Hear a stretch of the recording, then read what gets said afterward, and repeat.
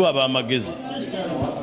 nti bwe waba tewali tteeka nga likulemye kubanga twogera ku statutory instrument esobola n'okukolebwa mu nnaku 2 oba 1 oba si kyo n'oyimiriza okufulumya zaabu paka ng'okoze etteeka n'etteeka ne litwalira omwaka mulamba tukaaba ne tusinda obwavu ng'ensimbi tuzituddeko Katonda yazituteera wansi w'ettaka abatusinga amagezi ne bajja ne bazisimayo ne bazitwala. Minisita ajja tubuulira ayinza okuba alina ensonga ye endera mwe babanjiza ssente zino naye bye babanja bye bakama baabwe kugamba omwewozi era omulyaza amaanya ye mukama w'oyo amubanja URA terina kyeyinza kukola nga minisita wa finance tasasudde naye twagala tuddemu twetegereze abo be basonyiwa oba be basalawo okusasula emisolo bakozesa nteeka lupimo ki criteria ki okumanya nti ono ali strategic is a strategic investor era twagala tusabye tumanye ne companies zino bannannyinizo be baani kubanga tuyinza okuba nga tuli awo nga bannannyini company be beesonyiwa emisolo sector particularly gold tusabye baminisita ow'ebyensimbi n'ow'ebyobugagga eby'omu ttaka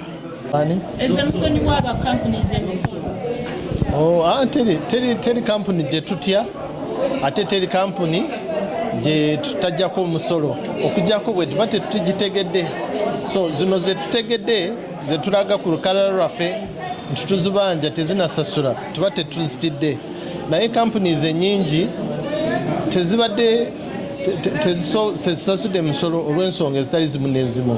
kwegamba ezimu zituwandiikira ne tugamba ok tumanyi mutubanja naye tetulina sente zisasulira wamu mutukirize tusasule mpola mpola tubakiriza ne tuyingira memorandum of understanding ne basasula mu installments endala zikalubirwa business ne zitasobola kusasula emisolo tuka wezigalirawo endala zibeera ne sente naye nga tezaagala so ffe ng'abakunganya emisolo omulimu gwaffe gwa kugoberera buli muntu gwe tubanja ne tutegeera nsonga ki ekulemeseza okusasula tolina sente tukuwemu akaseera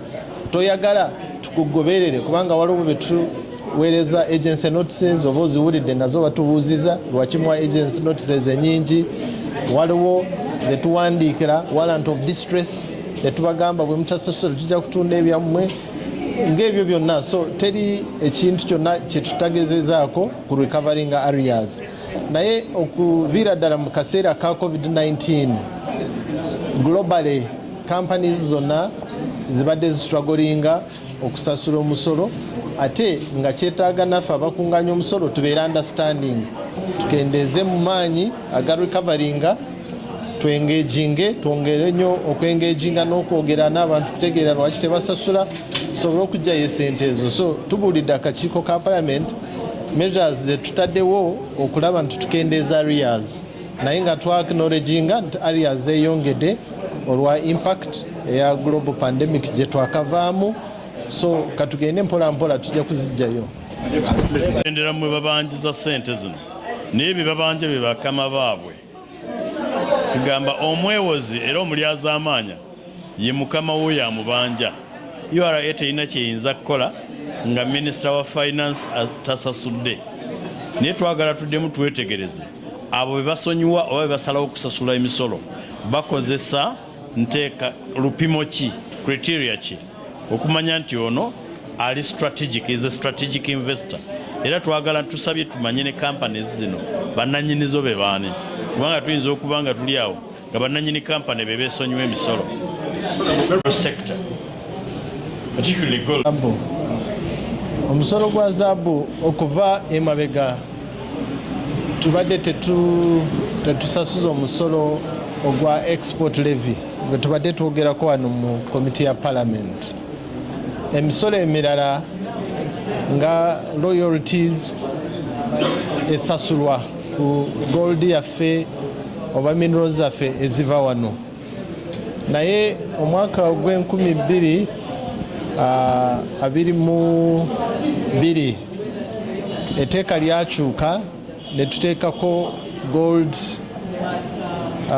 export levy ku zaabu so naye etteeka eryafuluma yali waggulu nnyo 10% on unprocessed gold ne 5%. Kati bwe kyatuuka ku implementation ne kikaluba kubanga abantu abasuubula bali tebasobola kuyitawo mu katale ak'ensi yonna nga basasudde ezo ku musolo gumu gwokka ogwa export levy. So n'olwekyo etteeka ne likyusibwa last year. No, I think I've mixed up the years. Guli gwali 21 then 22 etteeka ne likyusibwa ne bateekako akawaayirizo akagamba nti Ministry of Energy alina okufulumya statutory instrument.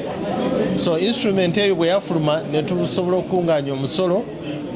naye last year 2023 mu June eyo statutory instrument negwawo.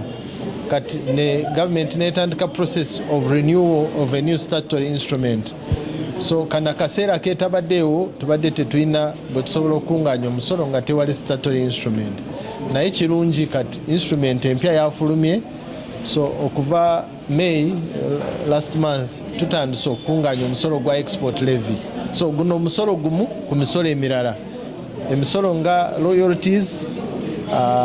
income tax ku companies ezimayininga, pay as you earn n'ebirala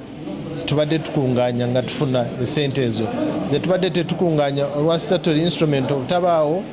zezo za export ku gold that is processed. Well, our tabadde teeka, you cannot estimate sente meka zetufiiriddwa kubanga tebaddeewo etteeka etutugamba ntukungaanye. Kiringa bw'obuuza nti emyaka giri egy'emabega gye mwali temulina etteeka erijjawo export levy mwafiirwa meka, kubanga etteeka teribaddeewo ne sente teri ezibadde zifa. Kati etteeka kasooka liyingirawo last month okutuuka kati twakakungaanyako miliyoni nga 5 n'omusobo. So Commissioner.